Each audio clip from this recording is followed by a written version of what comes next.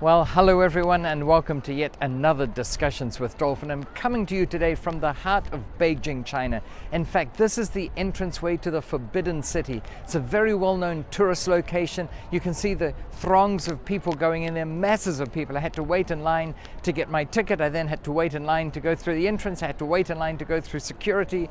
But now I found a spot on my own where there's a bit of relative quiet, and that's not always easy, especially if there are people, I guess, within earshot. If they get on the phone, they tend to talk quite loudly, so it's not always easy to find a spot where you can be heard above the background noise, if you like.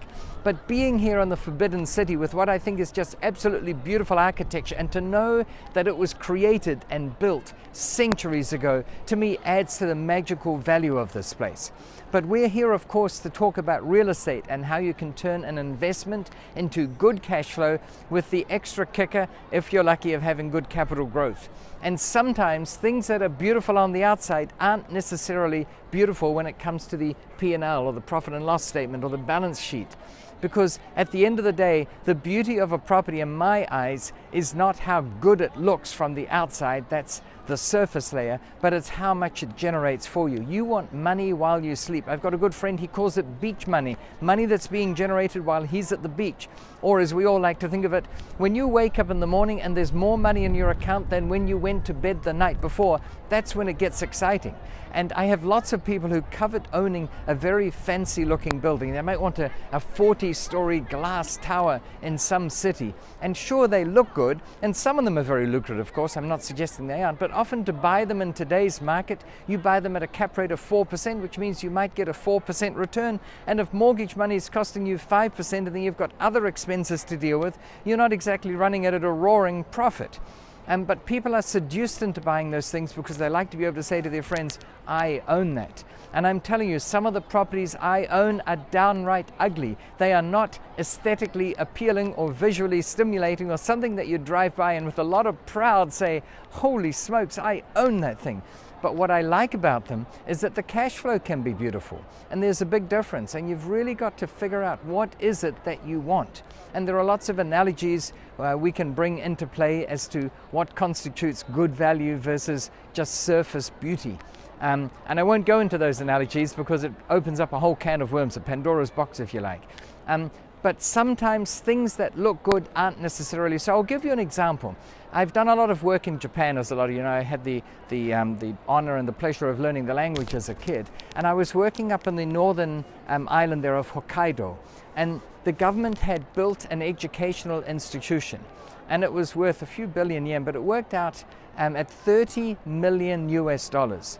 And the consortium I was with was offered this building free of charge with only one condition. Now, if you were offered a 30 million US dollar building free of charge with only one condition, would you go to the ends of the earth to fulfill that condition? Well, I don't know about you, but I certainly did. I tried for it was nearly 8 months to figure out what we could do with this building to justify receiving it as a donation. And we couldn't fulfill the requirement, so I had to respectfully decline the offer. And the only condition that we had to fulfill was that we actually had to do something with it. We had to use it for something. Well, the challenge with Hokkaido is that it is a northern island. It's not where people these days want to live. Japan already suffers from a situation where the population is shrinking, which is not good for real estate value increases. As I've discussed on many occasions, there is a very strong correlation between population growth and property value growth. So firstly, it was in an area of declining population. Secondly, it was an education institution. We thought maybe we can turn it into an assisted living home. Didn't lend itself to that. We thought maybe we could resurrect some kind of an education idea. There weren't enough people there to justify that. We went to the ends of the earth for nearly 8 months, as I said, to figure out what we could do with it. So just because a building looks good, and this one looked good, you can bet your boots about that. It was a grandiose big building. Anyone would have been proud to drive by and say, you know what, that's in our portfolio. But you've got to actually be able to do something with it. And sometimes that little corner store, it might be a little convenience store or a delicatessen or a coffee shop or a barber's shop. Sometimes they don't look spectacular at all, but they are just absolutely stunning because they just have this cash flow that is indomitable. Probably one of the ugliest buildings in my portfolio includes a barber shop. In fact, I've got barber shops scattered all over. And this one is so ugly that even the red, white and blue barbershop sign that the tenant has painted there was done by hand and the line's all squiggly. It's in a horrible part of town, but it's always been tenanted. I've never had one day where the rent wasn't paid.